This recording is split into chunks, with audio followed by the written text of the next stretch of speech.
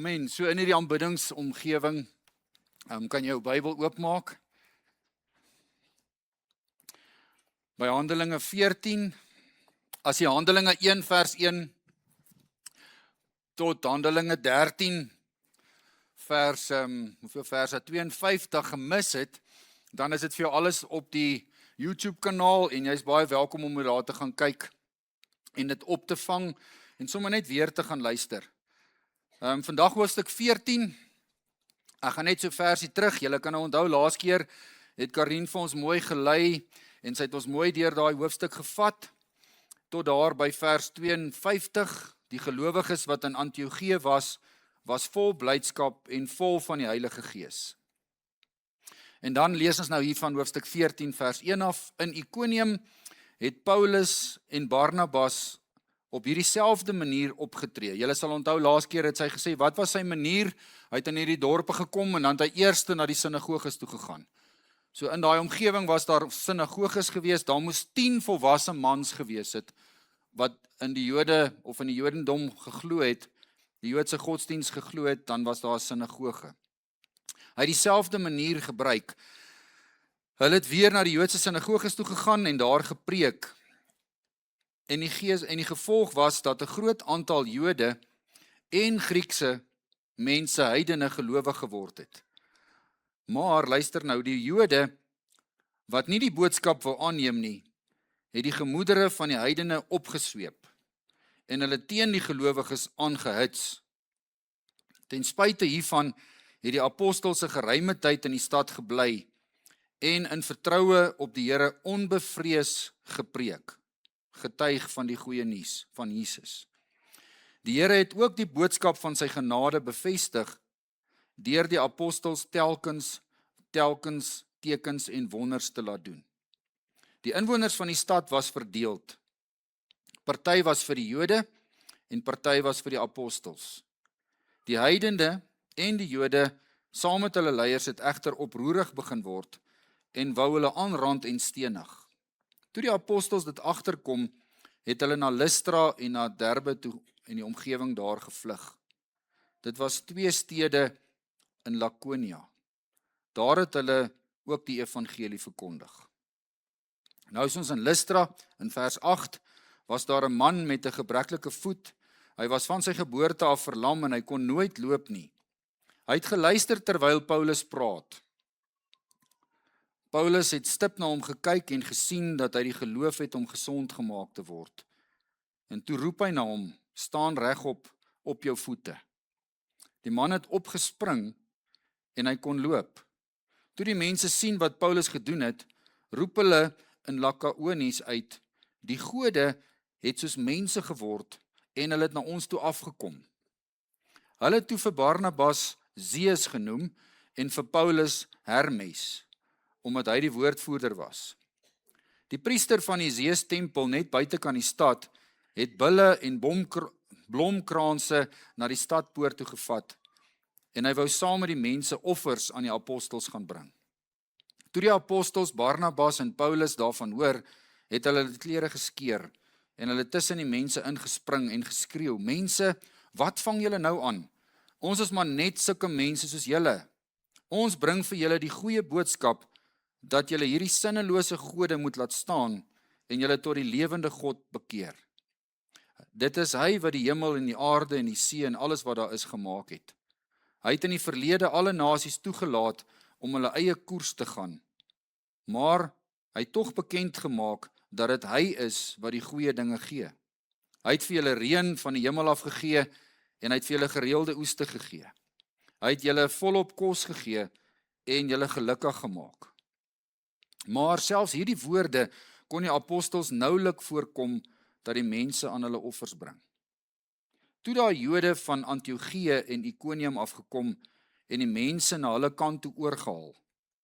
Hulle het Paulus met klippe gegooi en hom uit die stad gesleep onder die indruk dat hy dood is. Daar het die gelowiges rondom hom kom staan en hy het opgestaan en hy het weer die stad ingegaan.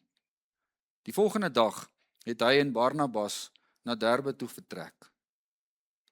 Vers 21, Paulus en Barnabas het die evangelie ook in Derbe verkondig en baie het daar gelowig geword.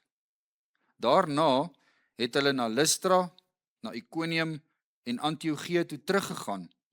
Hulle die gelowiges geestelik versterk en hulle aangespoor om getrou te bly in die geloof. Ons sal eers deur baie verdrukking moet gaan voordat ons in die koninkryk van God kom, het hulle gesê. In elke gemeente het hulle ouderlinge gekies en nadat die gemeente gebid en gevas het, het die apostels hulle opgedra aan die Here in wie hulle nou geglo het. En die apostels het verder deur Pisidië na Pamfilië toe gegaan en daar het hulle in Perge die woord verkondig en daarna na Atalia toe vertrek. Daarvandaan is hulle met 'n skip terug na Antiochië toe, waar hulle aan die genade van God opgedra was vir die werk wat hulle nou voltooi het. By hulle aankoms het hulle die gemeente bymekaar geroep daar in Antiochië en vir hulle vertel wat God alles deur hulle gedoen het en dat hy vir die heidene die deur van die geloof oopgemaak het. Die apostels het 'n geruime tyd daar by die gelowiges deurgebring.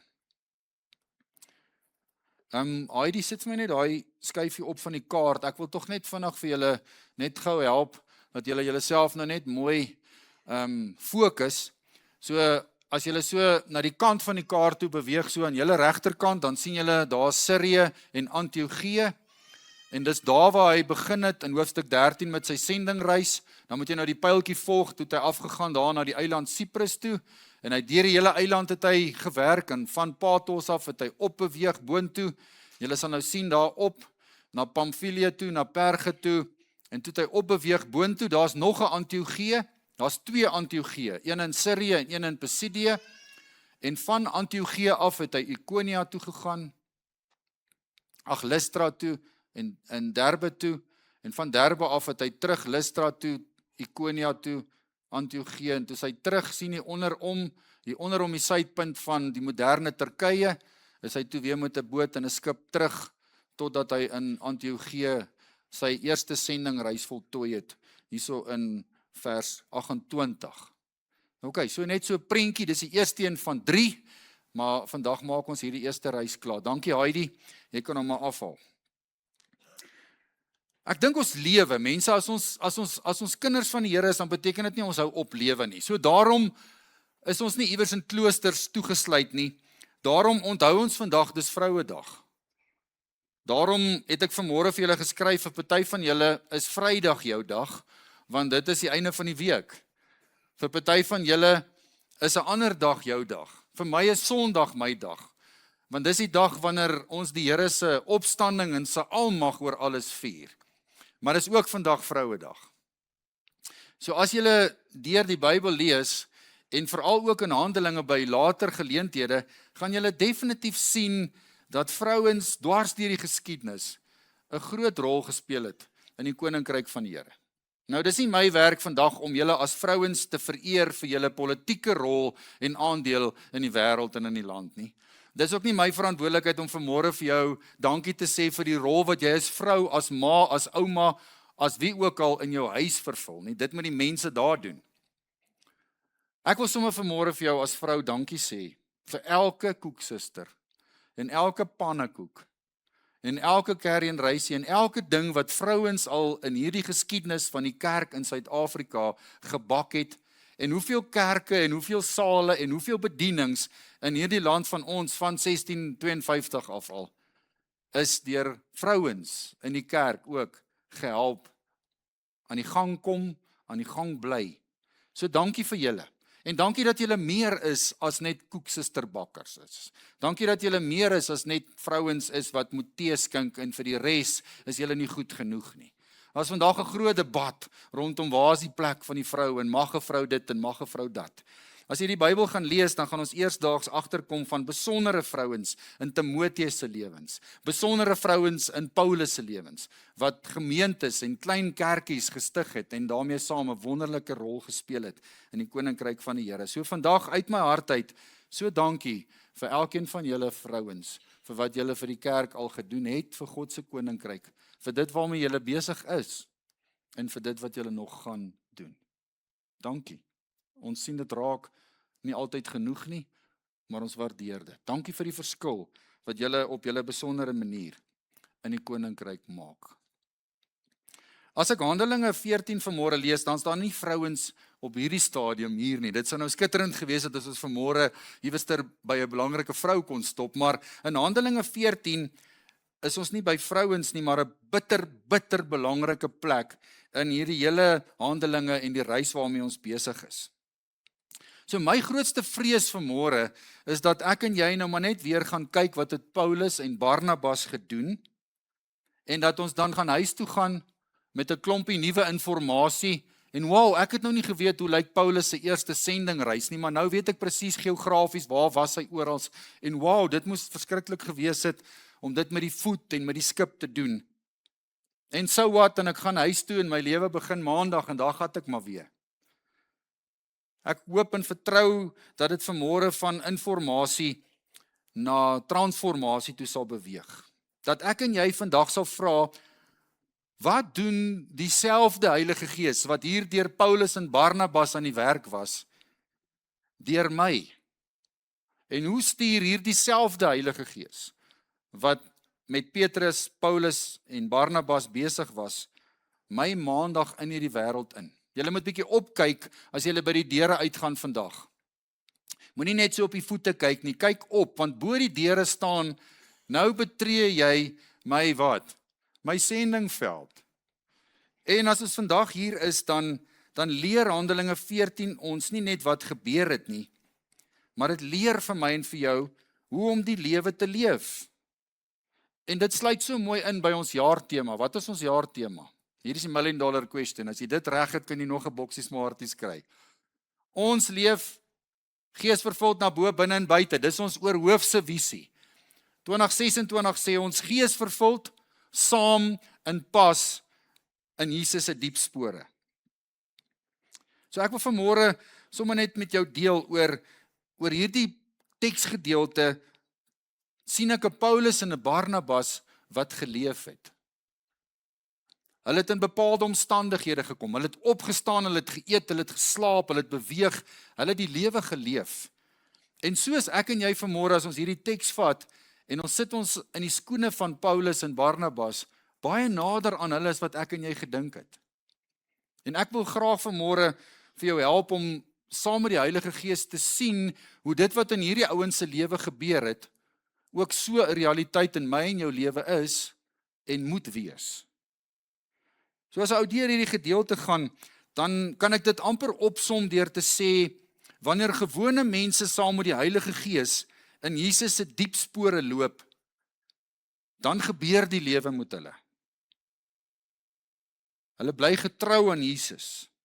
Hulle maak disippels. Hulle bou die koninkryk ongeag wat gebeur het. Paulus en Barnabas beleef die lewe soos ek en jy. Hulle leef en hulle beleef aanvaarding, soos wat ek en jy elke dag van ons lewens aanvaarding beleef.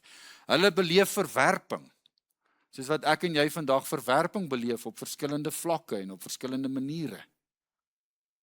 Hulle beleef wonderwerke soos wat ek en jy wonderwerke elke dag van ons lewe beleef. Ons sien dit dalk nie altyd raak nie en ons kyk dit partykeer mis.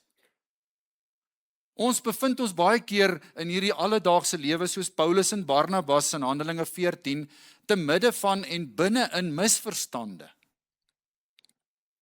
Ons beleef teenkanting en vervolging soos wat Paulus en Barnabas hier beleef, of nie. Dalk is my en jou Christelike lewe geesvervuld saam in pas met Jesus so gemaklik en so rustig dat jy vandag en ek nie kan getuig van 'n stuk vervolging in ons lewens nie. Paulus en Barnabas beleef iets van disippels, van nuwe disippels. Soos ek en jy ook op 'n reis van disippelskap. Soos jy en ek 'n disipel. Maar as ek en jy ook 'n disipelmaker. Ek sien Paulus en Barnabas wat ander bemoedig. Barnabas se naam beteken die man wat bemoedig. Die persoon wat ander bemoedig. Ek sien hoe word hulle bemoedig. In hierdie teksgedeelte sien ek 'n lewe wat geleef word van aanbidding, van dankbaarheid, van gebed. En dan sien ek mense wat die lewe leef en getuig. Wat gebeur met jou en wat gebeur met my wanneer die lewe met ons gebeur? Wanneer ons omstandighede verander? Jy kan vanmôre vir my sê, ek stem saam en ek stem saam met jou dat ons lewe is nie monotoon nie. Dis nie dieselfde elke dag nie. Ons omstandighede verander baie keer, partykeer in 'n uur, in 'n minuut, in 'n paar ure, in dae. Wat bly oor in my lewe en in jou lewe wanneer die lewe met ons gebeur? Wanneer omstandighede in ons lewens plaasvind? Wanneer ons die lewe leef? Dit leer ek by Paulus en Barnabas en ek wil 'n paar gedagtes met jou deel vanmôre. Ek dink die eerste belangrike ding wat ek by hierdie ouens sien in die eerste paar verse is dat wanneer 'n mens met die Here besig is en jy 'n pad saam met die Here loop, dan moet 'n mens nie deur mense se reaksies beheer word nie. Daai eerste paar verse sien ons 'n baie mooi ding wat gebeur. Soos hulle dit doen, gaan hulle weer na die sinagoge toe. En daai eerste paar verse in Ikonium vertel dit vir ons so mooi. Wat doen hulle daar? Hulle deel die evangelie, die boodskap. En as Paulus praat en Barnabas praat hy nie oor rugby nie. Hy praat nie oor die weer nie. Hy praat nie oor koue fronte in die Middellandse See omgewing nie. Hy praat oor die evangelie, oor Jesus Christus as die verlosser en die saligmaker. En dit kom doen hy daar. En dan vertel hy vir hulle van dit. En die oomblik as hy begin oor Jesus praat en oor die evangelie praat, die oomblik as hy verkondig en getuig, vind daar skeiding plaas. En dit is 'n onvermydelike waarheid wat ook vandag in 2026 in jou lewe en in my lewe net so waar is. Wanneer ek en jy wat hier sit vanmôre sê, Here, ek wil geesvervuld saam met ander gelowiges in u diep spore loop. Ek wil in u koninkryk bruikbaar wees. Ek wil u goeie nuus met mense deel deur woord en daad. Ek wil gehoorsaam, geesvervuld die pad loop. Dis hoekom jy hier is. Waarom kom jy elke Sondag kerk toe? Ek glo met my hele hart dat jy nie brownie points by mekaar maak om iewers 'n vry koffie by 'n koffieshop te kry nie. Jy is hier omdat hier in jou hart 'n begeerte is van ek wil meer en meer soos Jesus wees, ek wil in sy voetspore loop, ek wil gehoorsaam wees sodat as ek eendag by hom kom, die woorde kan hoor, mooi so goeie en getroue diensknegt. En daarmee saam kom Paulus en Barnabas met dieselfde ingesteldheid en die oomblik as hulle van Jesus begin praat, dan vind daar verdeeldheid plaas. Daar vind skeiding plaas. Ons lees in die teks, daar was mense wat die evangelie aanvaar het, en dan was daar Jode wat gelowig geword het, daar was heidene wat gelowig geword het, en dan was daar Jode en heidene wat teenkanting gebied het, wat hierdie boodskap nie wou aanneem nie, en wat die gemoedere in daai omgewing opgesweep het, en mense teen hulle eintlik aangevuur het. Nou ek wil hê jy moet vanmôre die heeltyd tussen Handelinge 14 en jou eie elke dag se lewe van Maandag tot Sondag toe spring. En jy moet vanmôre vir jouself die heeltyd hierdie lyne trek om te sê, maar dis ook waar van my en jou. Vriende, wanneer ek en jy ons monde oopmaak oor Jesus, en wanneer jy oor Jesus begin praat as die gekruisigde, die een wat opgestaan het, die een wat die ewige lewe moontlik maak, die goeie nuus, wanneer jy dit by die werk, by die skool, by die kerk, waar ook al deel, vind daar skeiding plaas. Dis onafwendbaar. Die oomblik as Jesus op die tafel kom, is daar mense wat hom goedgesind is, wat die boodskap goedgesind is, en dan sal jy mense kry wat teenstrydig is, wat opstandig is. Jy sal vandag selfs mense kry wat aktief probeer om negativiteit of slegte goeders aan te vuur of te stook. Beleef jy dit? Beleef jy dit? Ervaar jy dit in 2026? Hierdie teks van Paulus moet grond toe kom vanmôre. Dit moenie daar in die lug hang nie. Dis gebeur met jou en my. En ons moenie vanmôre geskok wees as dit gebeur nie. Want wanneer die woord van die Here verkondig word, word daar skeiding gebring. Daar word onderskeiding gebring. En dan sien ons 'n baie interessante ding, ten spyte van in vers 3, ten spyte van hierdie skeiding, hierdie negativiteit teen hierdie goeie nuus van Jesus, het hierdie twee manne in daai stad gebly vir 'n geruime tyd en in vertroue op die Here onbevrees gepreek. En daai woord gepreek daar beteken nie op 'n kansel met 'n toga aan nie dominees nie, hulle die evangelie van Jesus, die goeie nuus, het hulle onbevrees bly verkondig. Mense het hulle teëgestaan. Maar wat doen hulle? Hulle hou nie op nie. As die lewe met hulle gebeur en hulle is gehoorsaam aan die Here en hulle begin praat oor hierdie goeie nuus, beleef hulle die teenkanting. Sommige glo nie. Mense staan hulle teë, maar hulle hou aan. Hulle hou aan om hierdie woord te verkondig. Die inwoners van die stad in vers 4 was verdeeld gewees. Party was hulle goedgesind en ander wou hulle aanrand en hulle stenig. En die apostels het in die stad gebly. Hulle het in die stad gebly toe die apostels agterkom dat hierdie ouens hulle lewe in gevaar wil stel. Hulle wil aanrand en doodmaak. Het hulle die wysheid en die insig gehad van die Heilige Gees wanneer om te bly en wanneer om te ry. En dit is so treffend as jy hierdie teksgedeelte lees. In hierdie geval het hulle geweet, hulle moenie hier sterf as martelare vir die Here nie. Hulle moenie hier met hulle lewe betaal nie, want dit was nie die wil van die Here nie. Dis nie die wil van die Gees op hierdie stadium nie. Hulle was ingesteld genoeg gewees om sy stem te hoor en te sê, ons moet hier wegkom, ons moet ry. Want as ons hier bly, gaan hulle ons doodmaak. En dan beweeg hulle aan. So ek wil sommer vanmôre vir jou sê, in ons lewe waar ek en jy sit, gebeur hierdie selfde ding. Wanneer ons in situasies is en ons kry die teenkanting, moet ek en jy nie met die eerste wind wat in jou gesig waai die pad vat nie. Maar moet ek en jy ook met hierdie ding in ons hart besig wees, moet ek bly of moet ek ry? Vir wanneer en vir hoe en vir wanneer en vir hoe lank moet ek hierdie goeie nuus getrou, onverskrokke, met vertroue, hier moet ek dit deel. Met 'n soeke, met 'n koneksie met die Heilige Gees. Kan jy verstaan waarom is geesvervuld so belangrik? Want partykeer kan ek en jy ons kop in 'n bynes insteek en die bye steek ons stikkend en die Heilige Gees het lankal vir ons gesê, julle hoort nie daar nie, julle moes al lankal beweeg het. En ander kere karring ons weer met 'n ding aan wat ek dink dit moet gebeur en dan is dit nie so nie. Of ek is hier besig en die Heilige Gees sê vir my, maar daar wil ek jou hê.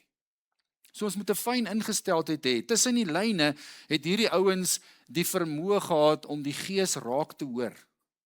En dis nie net gereserveer vir 'n Paulus en 'n Barnabas nie. Handelinge 1 vers 8 sê, julle sal die krag ontvang wanneer my Gees oor julle kom. Julle sal my getuies wees. Matteus 28 vers 19 en 20 sê Jesus vir sy disippels, nie net groot belangrike dominees en pastore en evangeliste nie, julle, my disippels. Julle moet my getuies wees. Julle moet in hierdie wêreld hierdie goeie nuus gaan uitdeel. In Lukas 10 sê Jesus, wanneer jy in 'n stad kom en jy spreek my vrede daar uit en jy dra my goeie nuus daar uit en jy het vrede, bly daar. En as jy nie die vrede ervaar nie, beweeg aan. Beweeg aan. So ek dink die eerste belangrike ding wat ek en jy vandag moet onthou is gehoorsaamheid beteken nie dat almal van jou gaan hou nie. Almal gaan nie van jou boodskap hou nie. Almal gaan nie. Ons lewe in 'n wêreld waar ons maklik ons geestelike lewe met ander mense se reaksies in verband bring. Ons worstel die hele tyd met hierdie vraag, het hulle daarvan gehou wat ek nou gesê het? Wat dink hulle nou van my? Hoekom het hy nie my WhatsApp geantwoord nie? Hoekom waardeer hulle my nie? Hoekom lyk dit of ander mense suksesvol is en nie ek nie?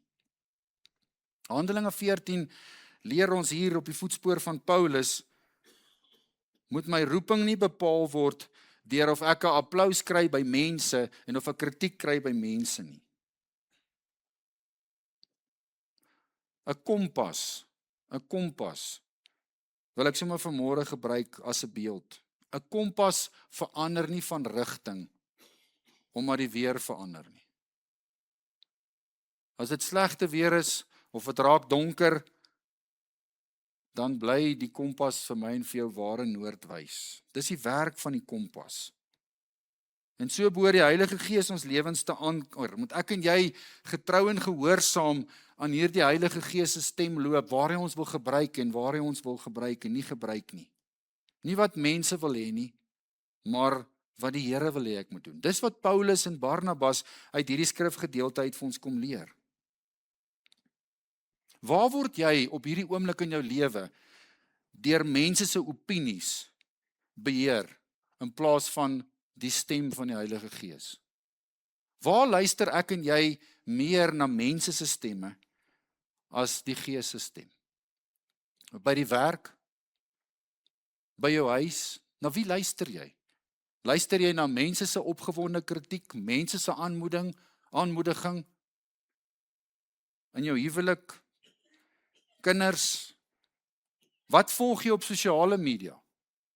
Na wie luister jy op sosiale media? Jou vriendekringe? Ek dink ek en jy, as ek na Paulus en Barnabas se lewe kyk, moet ophou om die goedkeuring van mense na te jaag en eerder getrou wees aan die stem van die Heilige Gees en hoe hy ons wil lei en hoe hy ons wil gebruik. Bly solank soos hy sê bly en ry wanneer hy vir jou sê ry. En wanneer die lewe vir hulle gevaarlik raak en die Gees oortuig hulle, dan beweeg hulle aan en dan kom hulle in Lystra. En in Lystra gebeur daar baie interessante goeters. Maar uit hierdie paar oomblikke in Lystra wat hy vir ons hier vertel, Lukas, leer ek en jy 'n belangrike les vir die lewe wat met my en jou gebeur. Wat bly oor in my en jou lewe as die lewe gebeur? Ons lees hierdie teksgedeelte van 'n verlamde man wat van geboorte af daar sit en nie kan loop nie. En dan kom Paulus en hy preek, en ek weet nie of jy geïnteresseerd was soos ek toe ek die teks gelees het nie. Die teks sê, hy het gesien in hierdie ou is daar geloof om gesond te word. Nou wonder ek by myself, maar wat is dit nou? Is dit 'n glimlag of is dit 'n tipe uitdrukking op jou oë of wat? Maar wat het Paulus hier gedoen? Paulus het die evangelie verkondig. Hy het oor Jesus gepraat as verlosser, wat 'n mens se lewe vir altyd kan verander.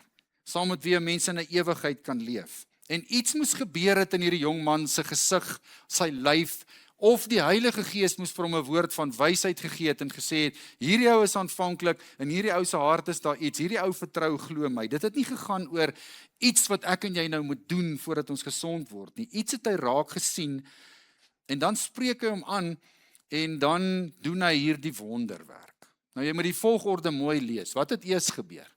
Hy het getuig, hy het vertel van die boodskap van God, van die goeie nuus, en toe het die wonderwerk gebeur. En dan gebeur daar 'n baie interessante ding.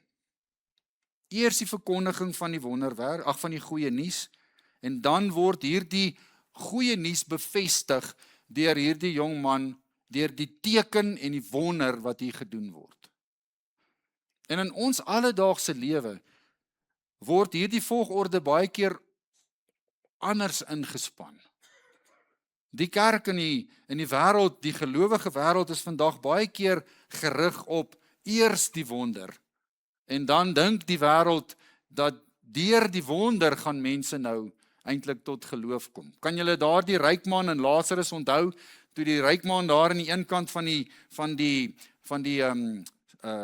kloof sit en hy roep na Abraham en hy vra vir Abraham, stuur asseblief iemand na my familie toe om hulle te kom vertel dat dit hier bo nie lekker is nie. Dat hulle wonderwerke daaronder doen. En dan sê hy, hulle die woord. Hulle die wet en die profete, as hulle dit nie glo nie, gaan 'n wonderwerk niks in hulle lewe doen nie. Op 'n ander dag het Jesus gesê, julle volg my net vir die wonders man, julle soek net weer brood vandag, julle is nie hier vir die regte goed nie. So wat is die werk van 'n wonderwerk? Wat is die doel van 'n wonderwerk? Hierdie prediking wat Paulus hier met hulle deel, word bevestig deur die wonderwerk. Dat hierdie woorde wat hy sê van God en wat hy hieroor praat, hier loop dit nou reg voor julle dat dit die waarheid is. Dit word bevestig. Dis nie 'n kulkunsie wat gedoen word sodat mense nou ewe skielik hulle harte en lewens met God moet regmaak nie. En dan gebeur daar 'n baie interessante ding. Hulle praat in Likaonies, waarskynlik in 'n ander taal wat Paulus en Barnabas nie ken nie. En hierdie lotte hier onder mekaar sê vir mekaar, hierdie mense Hierdie mense wat hier is besondere mense. Ons gode het nou soos mense geword en het hier tussen ons kom woon. Hulle het tussen ons kom woon. So wat sê hulle? Hulle kom sê dat Zeus en Hermes het nou die gestalte van mense aangeneem en hulle is hier tussen ons. En dan wat doen hierdie ouens? Dan wil hulle offers bring en hulle wil hierdie ouens aanbid. En weet julle wat het gebeur? Die mitologie, die geskiedenis, die storie sê, daar was 'n storie wat geloop het. Mitologie, dis nie iets wat waar gebeur het nie, maar dis wat hierdie ouens in daardie tyd geglo het in die geesteswêreld, in die afgode wêreld, in die gode wêreld het gebeur. Hulle het geglo dat daar iewers op 'n dag twee gode van hierdie Grieks-Romeinse goderyk hierdie stad Lystra kom besoek het.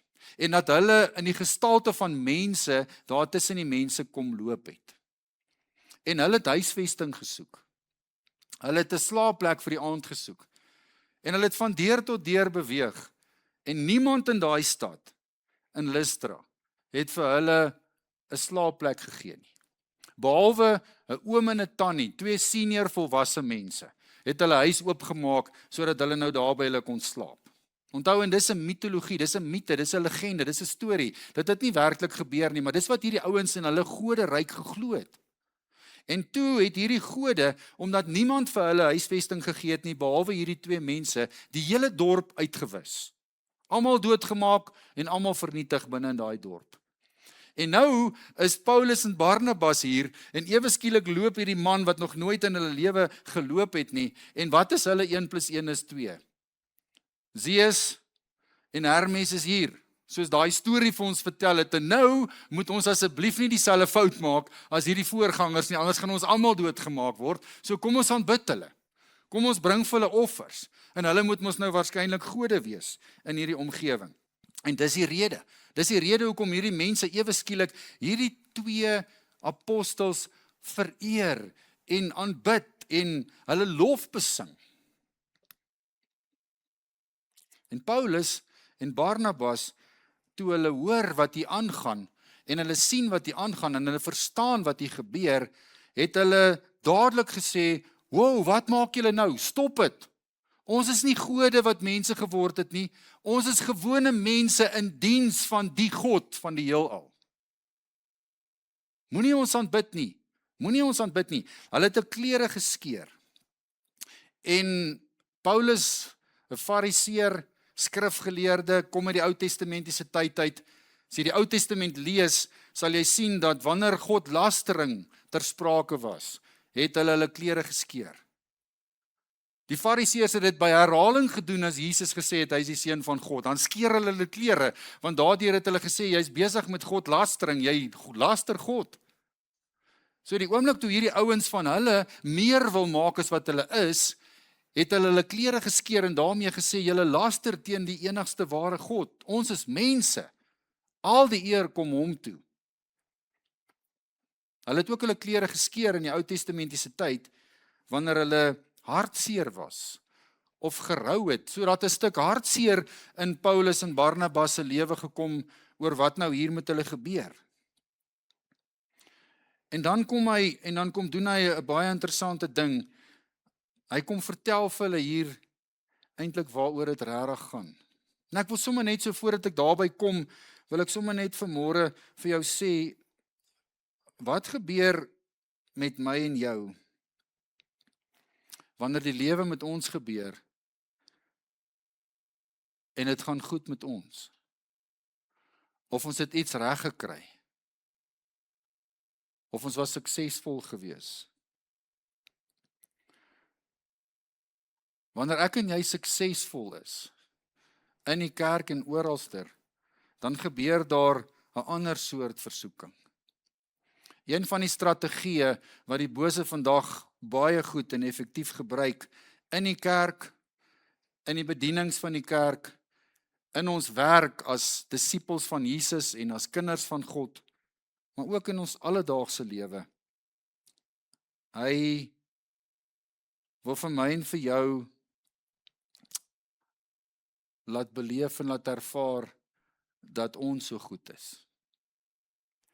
So die eer skuif.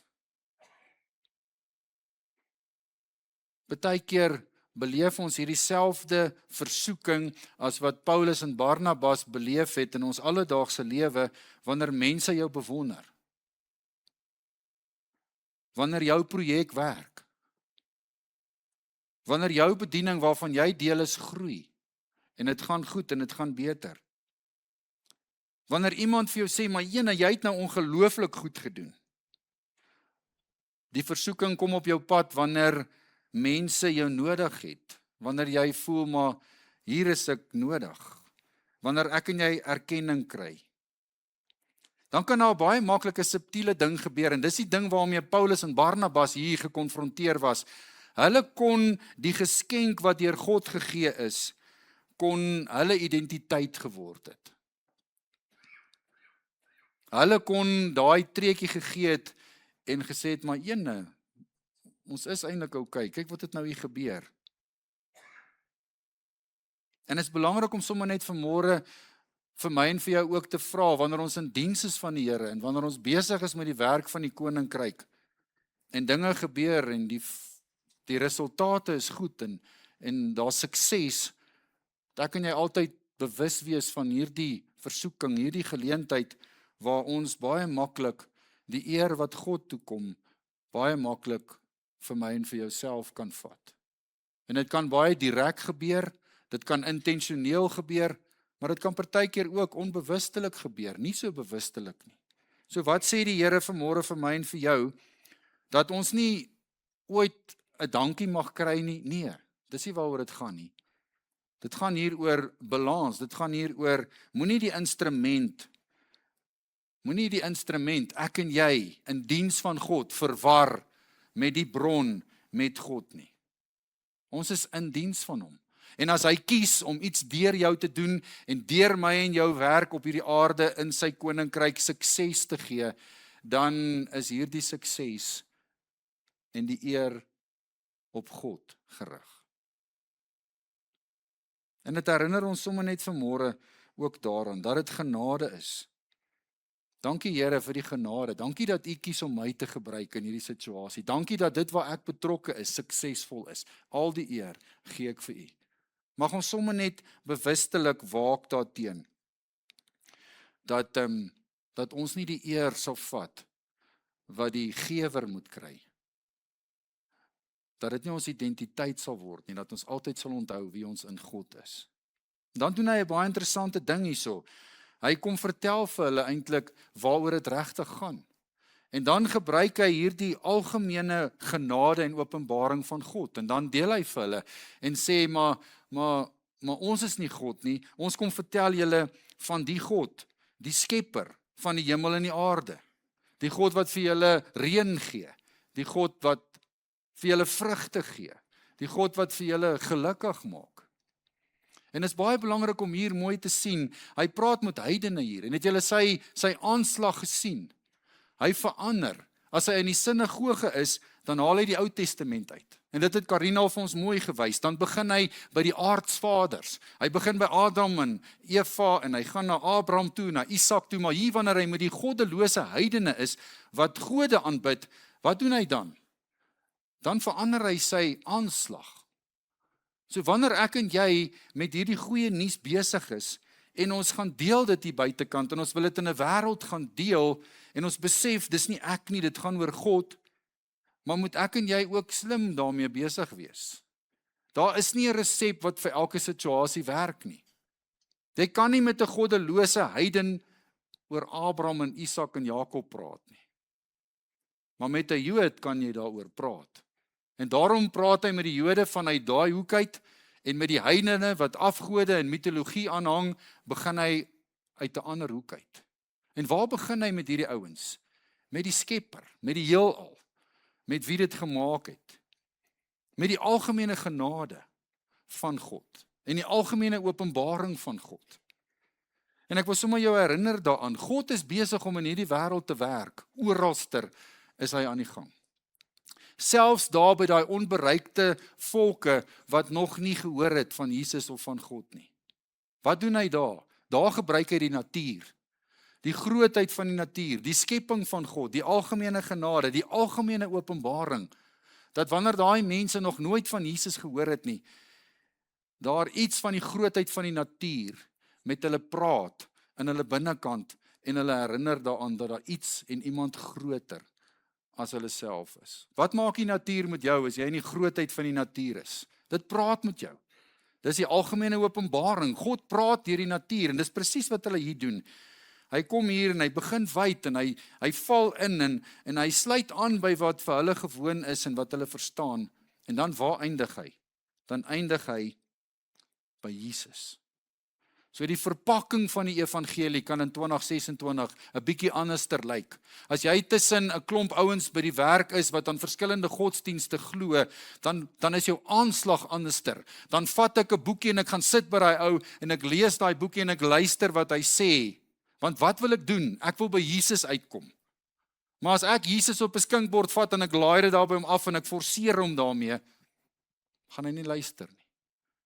So mag ons sommer net uit hierdie les van Paulus, terwyl die lewe met ons gebeur en jy opgewonde is om hierdie evangelie met ander te deel, dat jy ook sensitief sal wees en sal weet, Heilige Gees help my, hoe moet ek hierdie ou benader? Hoe moet ek in hierdie situasie kom? Is dit hier 'n sinagoge of is dit hier 'n algemene openbaring? Hoor julle wat ek sê? Dis 'n opwindende reis en die Here wil jou gebruik, maar onthou oor wie dit gaan. Onthou in wie se diens jy is. Jy is die instrument en God is die gewer. Pas op daarvoor dat ek en jy nie daai eer wat God toekom vir onsself vat nie. En dan gebeur die volgende ding in ons alledaagse lewe. Soos wat met Paulus en Barnabas hier gebeur het met my. Dieselfde mense wat jou vandag op jou hande dra, gooi jou môre met klippe. Wat bly oor in jou lewe as dit met jou gebeur? Jy het hierdie opgewondenheid om die evangelie met die Here of met die mense te deel. Jy weet na wie se eer en na wie die eer toe moet kom. Jy's versigtig oor jou aanslag. Jou hart is opreg. Jy deel hierdie goeie nuus met mense. Hulle is opgewonde daaroor. En dan wat gebeur in hierdie teks verder? Vers 19. Toe kom daar mense van Pretoria en Middelburg te voet aan in Basileia gemeente, om die mense in Basileia gemeente oor te haal teen hierdie goeie nuus wat nou in hierdie gemeente van Jesus verkondig word. En sweep die mense op in hierdie gemeente om hulle wat hierdie goeie nuus verkondig te stenig, dood te gooi met klippe. Imagine ouens, hierdie ouens kom van Antiochië, 120 plus kilometer. Hulle kom van Iconium af, 20, 30 kilometer, te voet na hierdie dorp toe, om hierdie ouens oor te haal, om hulle wat begin luister na die evangelie, op te stook, dat hulle hierdie ouens moet doodmaak met klippe. 2026, wanneer die lewe met ons gebeur, wat gebeur met jou, wat gebeur met my, wanneer dit in ons lewe gebeur, wanneer jy 'n opgewondenheid beleef, want dit voel amper vir jou, asof jy iewester 'n deurbraak kry, die goeie nuus is amper besig om te land, jy sien 'n oplewing in iemand se oë, jy voel in jou gees aan, hier gaan iets gebeur, en dan kom daar iets of iemand, en dan word daardie ouens wat eintlik so positief is hieroor, word eintlik ander mense, ander soort mense. Die ouens wat vir Paulus en Barnabas wou vereer as gode, tel die klippe op en hulle gooi vir Paulus met klippe. Hulle stenig vir Paulus. Hulle gooi hom met klippe so dat hy daar lê en dat hulle die indruk het dat hy dood is en hulle sleep hom daar uit en los hom so. Moenie jou emosionele veiligheid bou op die mense en die mense met wie jy te doen het se opinies nie. Mense verander. Moenie ontnigter raak nie, moenie ophou nie, moenie handdoek ingooi nie. Omstandighede verander. Maar Jesus verander nie. Wat gebeur in die teks? Ons sien dat Paulus gegooi word met klippe. Hulle het hom uit die stad uit gesleep en hy lê daar buitekant as dood. Die gelowiges het rondom hom kom staan. Ons kan dit nie vandag bewys uit die teks uit nie. Maar daar's mense wat werklik sê, miskien was Paulus hier dood. Want hy praat in 2 Korintiërs 12 van dat hy 5 keer 40 houe minus 1 gekry het. Dat hy 3 keer met stokke geslaan is. Dat hy gestenig is en dat hy vir 'n dag lank en 'n nag lank in die see rondgedryf het. En dan vertel hy in Korintiërs ook van 'n dag waar hy iewester in die 3de hemel was, in 'n tipe geestesvervoering. En dan skryf party geleerdes, miskien was Paulus hier dood, en was hy in hierdie near-death experience gewees sonder om 'n boek te skryf daaroor? Niemand weet dit nie. Maar wanneer hulle ouens met klippe gegooi het om hulle te stenig in hierdie tyd, het hulle geweet wat om te doen. Hulle het nie klein klippies gebruik nie. Dis dieselfde manier hoe Stefanus doodgemaak is. Dit was 'n wrede manier. So, as hy nie dood was hier op die grond nie, en hy naby aan dood was, of as hy dood was, kom die gelowiges bymekaar, hulle staan rondom hom. Wat dink julle het hulle daar gedoen? Ek dink hulle het intens vir hom gebid daar. Ek dink hulle het gebid vir hierdie Paulus, wat nou hier dood lê, wat nou 'n ruk terug die evangelie verkondig het. En dan, wat gebeur? Dan staan hy op. Dan staan Paulus op. Jy staan nie sommer net op as ouens jou gestenig het en hulle los jou in die straat asof jy dood is nie. So iets moes daar gebeur het. 'n Wonderwerk, God het hom aangeraak of whatever. Hy staan op en wat doen hy dan? Vat die pad en sê, manne, nou moet ons move. Nou moet ons so gou as moontlik hier wegkom. Wat doen hy? Hy gaan terug die stad in. Hy gaan terug in hierdie stad in, waar hom nou met klippe gestook het.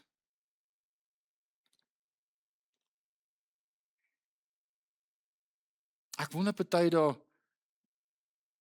wat is ons bereid om te verdra vir die evangelie? Ons wil die positiewe hê. Ons wil die goeie hê. Maar is ons bereid om ook hierdie swaar en hierdie te beleef? Wat maak ek en jy wanneer mense draai en wanneer mense positief was en nou ewe skielik is hulle negatief en hulle raak sommer partykeer haatdraand en aggressief teenoor ons? Hardloop ons weg of gaan ons terug? Hou ons op of doen ons weer moeite? Paulus kom leer vir ons 'n ander ding hier. Paulus kom leer vir ons 'n belangrike waarheid.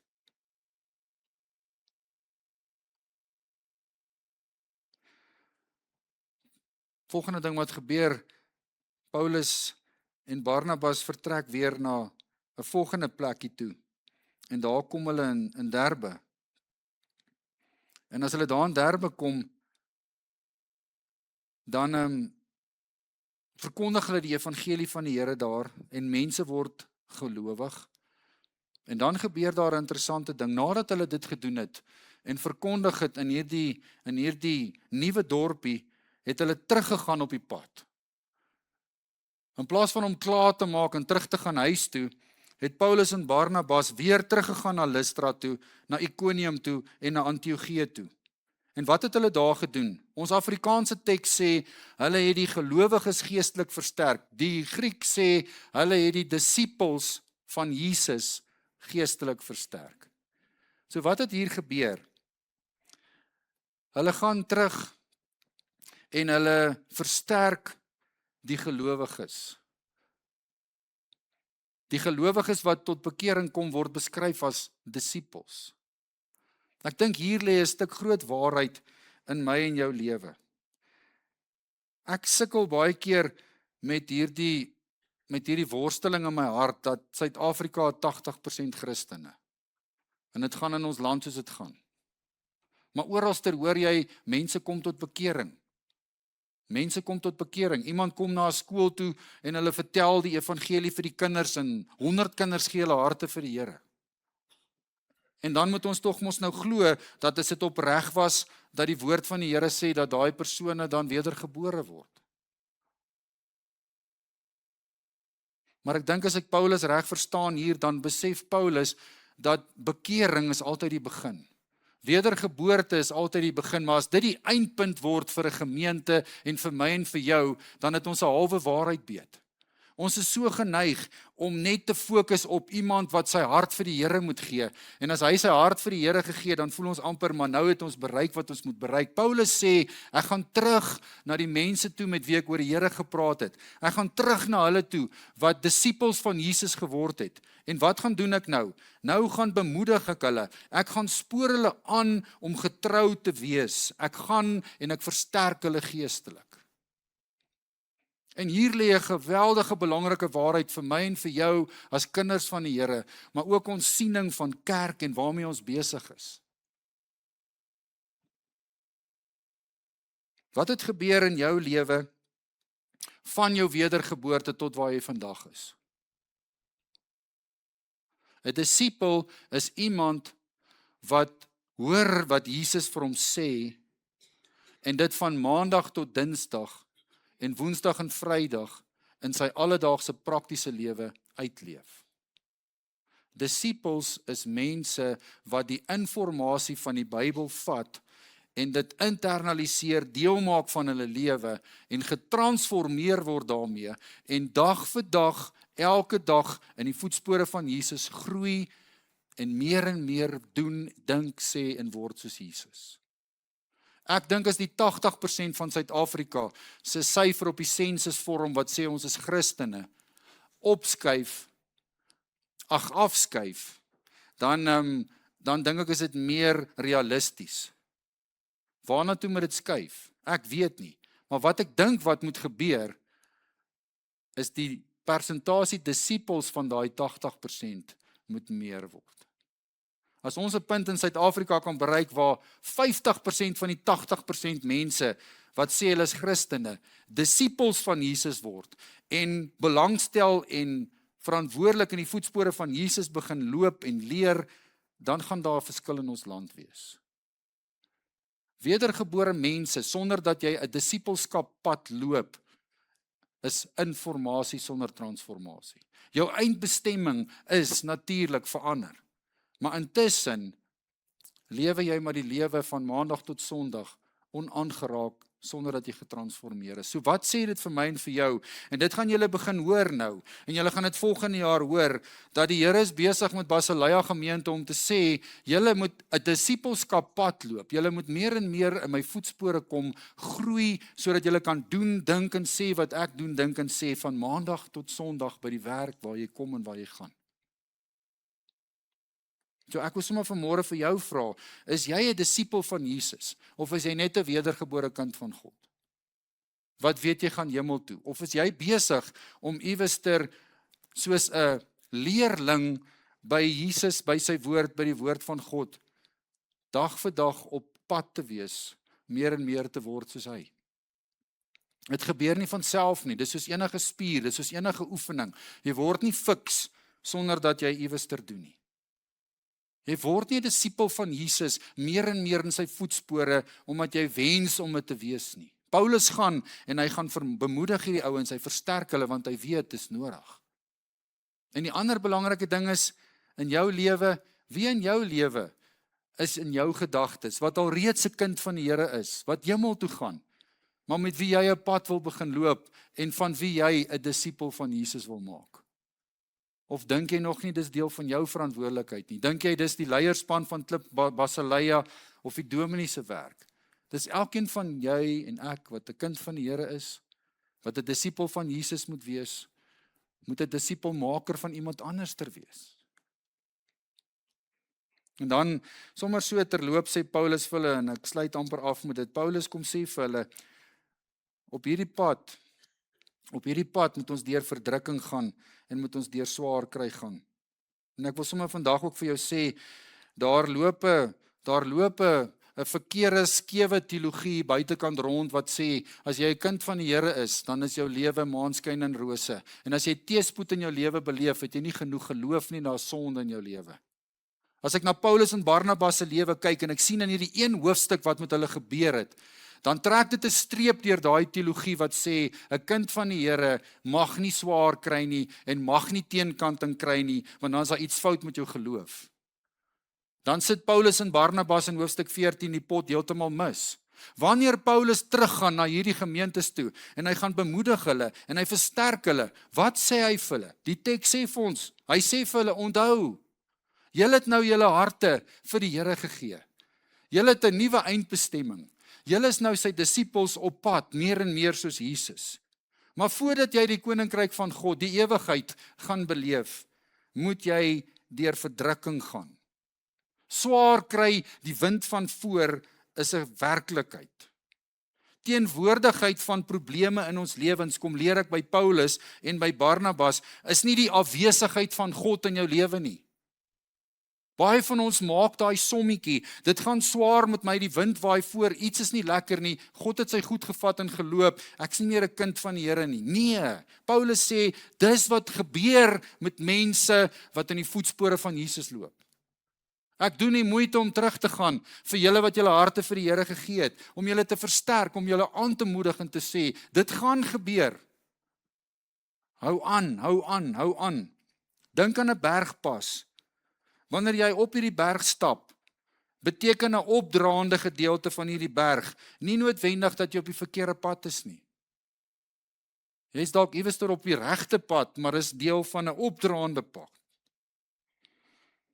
Wanneer die wind van voor waai, wanneer Paulus en Barnabas deur hierdie ontberings gaan, dan moet hulle nie sê, hoekom is hierdie pad so moeilik nie, maar eerder, Here, hoe wil U my op hierdie pad vorm? God is nie die outeur van swaar kry en van slegte goed nie. God laat dit toe. Hoekom laat hy dit toe? Want partykeer laat hy dit toe, want dit is die enigste manier hoe ek en jy gevorm word. Een van die groot skrywers in die vorige eeu het gesê, die strategie van die duiwel om die kerk te keer om te groei, is om die lewe vir hulle gemaklik te maak. Daar's bome op hierdie aarde wat geen vrugte dra nie. Want die slim mense sê, dis omdat hulle nooit koue beleef nie. Dis wanneer daai koue in daai boom se siklus inkom, daai swaartyd in daai boom se lewe, wanneer dit vir hom die voorreg gee, die vermoë gee om vrugte te kan dra.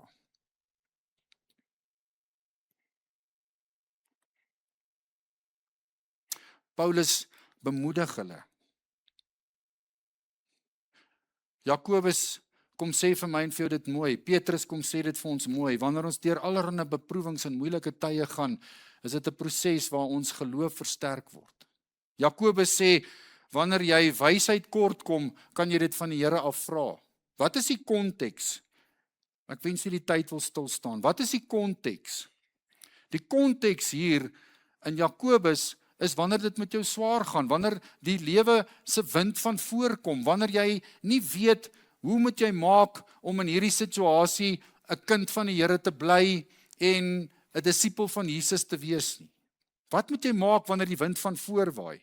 Dan sê Jakobus, vra die Here. Vra die Here, hy sal vir jou wysheid gee in die tye wanneer dit swaar raak en die wind van voor kom en dit vir jou moeilik word om 'n disipel van Jesus te wees.